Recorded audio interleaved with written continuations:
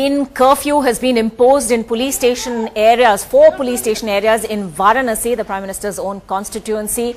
Curfew imposed in the Shashamedh, Chowk, Kotwali and Laksa. We're being told that the police earlier lathi charged those who had been protesting, who were trying to immerse Ganesh idols on the 22nd of September, a protest that was led by Swami Avimukteswaranand and his disciples. They were also lathi charged. Rahul Srivastav joining us at this point. Rahul, we are seeing these visuals from Varanasi. First the lathi charge, then a fire there as well. What is it exactly that set it off?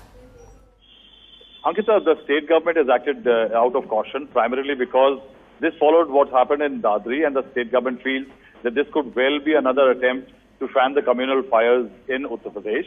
The incident started on the 22nd of September when one Vidya Math, whose Mahant Avimukteswaranand is said to be close to one political party, wanted the immersion of Ganesh idols in the Ganga river. The state administration was very clear that the Supreme Court orders are clear that this cannot happen in the river, and that's why it should be done in ponds or the local rivers. But they were adamant, and there was a police lathi charge.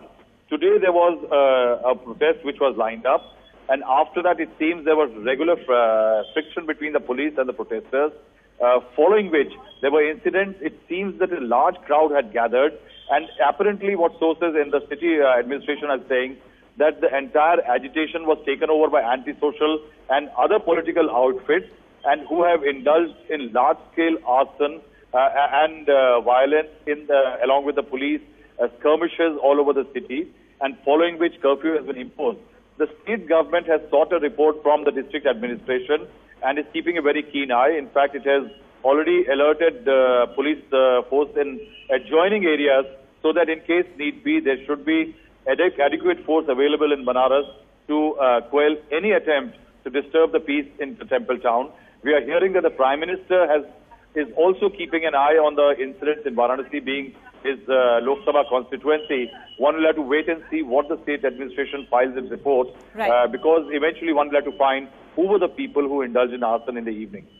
All right, Rahul, thanks very much indeed for that update on those developments just coming in. Curfew then imposed in 4 police station areas of Varanasi. The Prime Minister himself keeping track of developments there, that being his Lok Sabha constituency.